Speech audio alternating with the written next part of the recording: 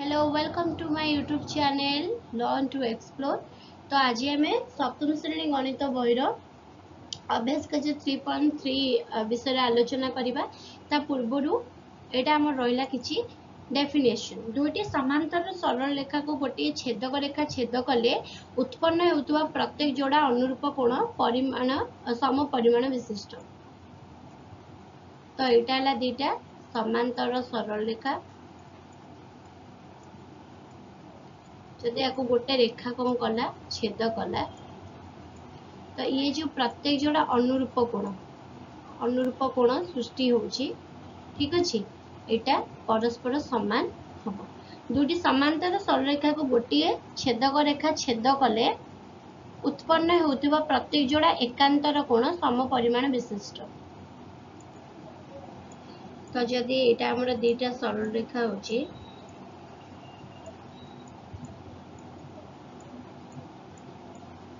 गोटे रेखाखंड भाग करुच्ची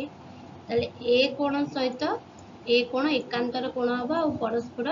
दुईटाक सम परिमाण मतलब सामान हो दुईटी समांतर सरलरेखा को गोटे छेदक रेखा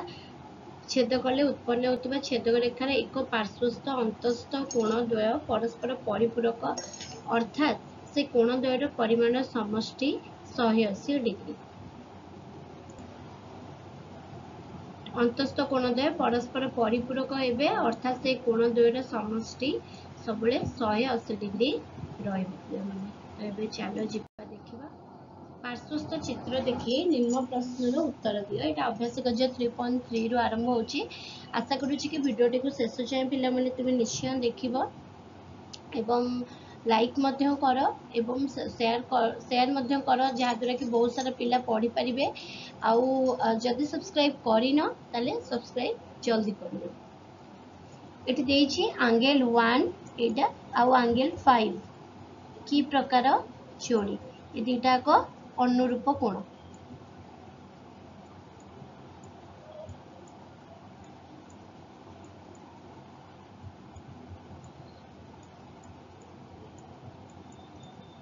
अनुरूप कोण ए बडा आउ की अछि 1 5 तापरे 4 8 4 8 आउ कोटा ही परिबा 3 7 3 एंगल 7 एंगल आउ 2 6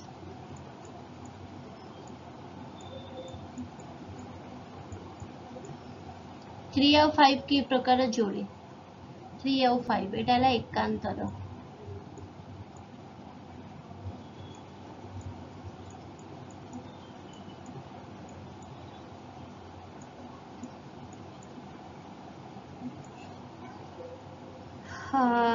जमते 3 और 5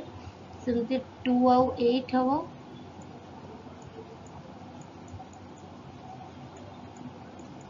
1 और 7 हम 4 और 6 हम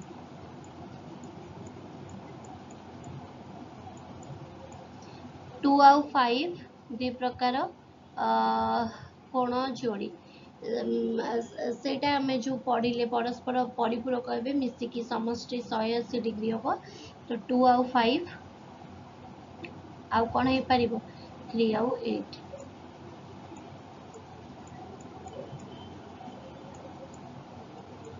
संलग्न कोण जोटा कहूँ। नेक्स्ट क्वेश्चन पार्श्वस्थ चित्र रे सरल रेखा P आउ Q देइछे परस्पर समांतर अछंती रेखा टी ताको छेद करूछ उत्पन्न होतबा कोण मानक मध्यरु गोटे कोणर परिमाण 65 देइछी। तो अन्य Charoti A B C D द्वारा संकेत दिया जाइछी। तो प्रत्येकर मान निर्णय कर।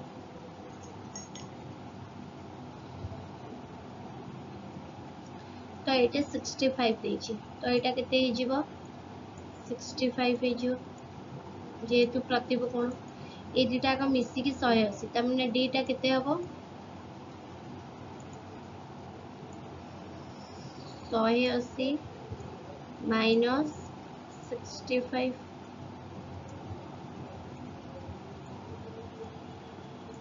तो केते होची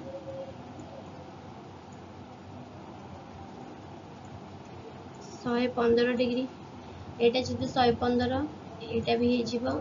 115 डिग्री ठीक अछि एटा 65 हेले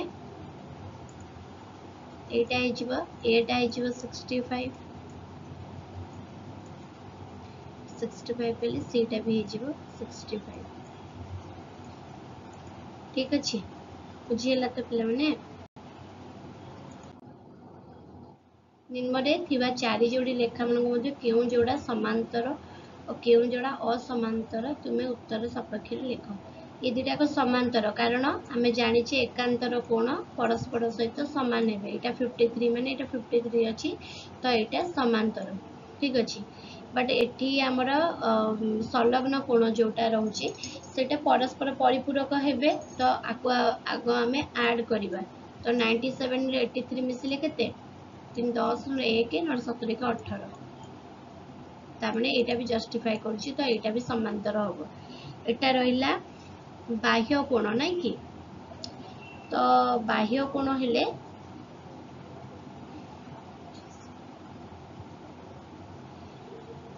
एटा हमर अछि 125 एटा जदि प्रतिप कोण नउचे एटा 125 आर जदि संलग्न कोण नउचे एटा होची केते हे जाउची एटा 55 तो एटा समान नाही ठीक अछि एटा समांतर हबो नै कारण अलगा बाहरी जाउची ना एठी 115 ओके जदि एटा प्रतिप कोण मु एटा को भी नउची 115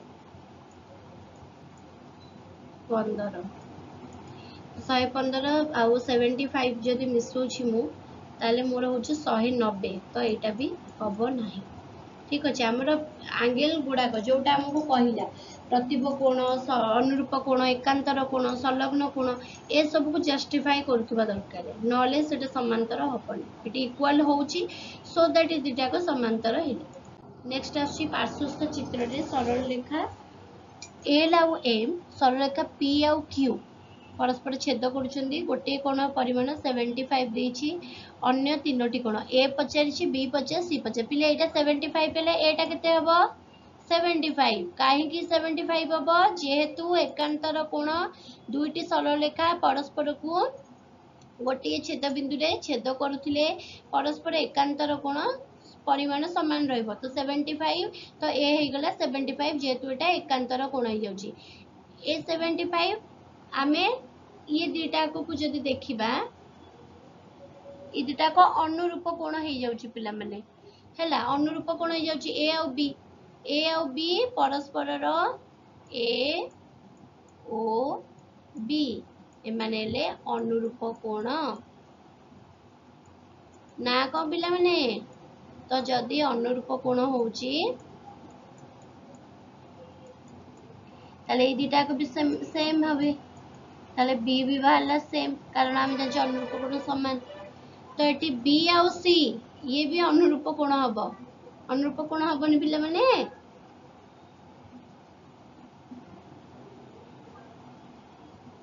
तो एटा कोण हबो एटा मध्य 75 हबो ठीक अछि पिला माने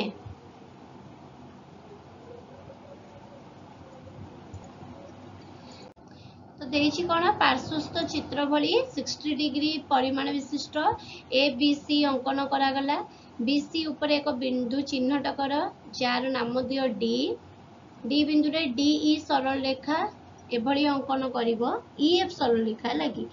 जेपरि कि डी ई रश्मि एटिके भूल दे देछि डी रश्मि बी ए रश्मि परस्पर समांतर हेबे ठीक अछि तो आमे टिके एटा को एक्सटेंड करि दबा जहाद्वारा कि हमको जना पड़ जीवो ए कार्य लगी बी डी ई कोण परिमाण केते नै डी अंकन करिवो केते नै पिला माने 60 डिग्री नै की कोण पय पिला माने 60 डिग्री हबो कारण जेहेतु आमे जानि छे दुईटी सरल रेखा परस्पर को गोटे सरल रेखा रे छेद कले ए कोण दुईटी कोण हे जीवो एकांतर कोण हे जीवो तो जेहेतु एकांतर कोण हबो पिला माने एकांतर कोण परस्पर सहित समान तो जेहेतु एटा 60 डिग्री तो बी डी ई कोण मध्य हमर 60 डिग्री ही हबो ठीक अच्छे पिला माने तो ये आमर भिडटी शेष होउची आशा करुँची भिडटी को तुम्हें मैंने एपर्यंत देखि एपर्यंत लाइक कर सारी बोध हुए पिला माने जदि करना लाइक शेयर सब्सक्राइब निश्चिंत कर मन दे पाठ पढ़ भल मनीष हुआ ठीक अच्छे आम नेक्स्ट वीडियो रे आ गोटे नेक्स्ट अभ्यास कार्य सहित निश्चिंत पढ़ा स्टार्ट करवा थैंक यू पिला माने।